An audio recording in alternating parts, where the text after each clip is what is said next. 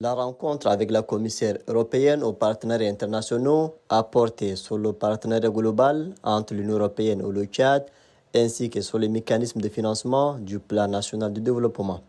Les deux parties ont mis en avant la nécessité de renforcer la coopération dans différents domaines tels que la sécurité, le développement économique, la gouvernance et les droits de l'homme.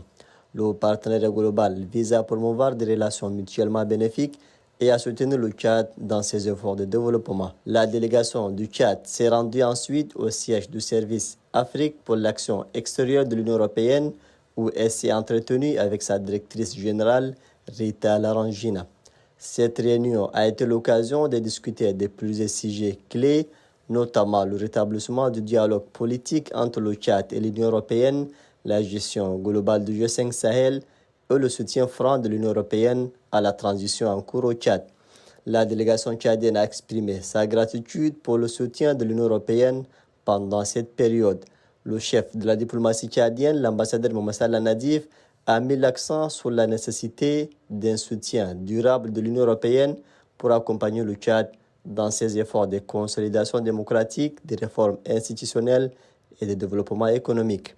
Pour la directrice Afrique de l'Union européenne, son institution nourrit l'espoir que la transition tchadienne puisse réussir et servir d'exemple. Cette confiance de l'Union européenne reflète son engagement à soutenir le Tchad dans cette période. Pour matérialiser et concrétiser ces échanges fructueux, il a été annoncé à la délégation tchadienne que le commissaire européen aux affaires humanitaires se rendra très bientôt au Tchad.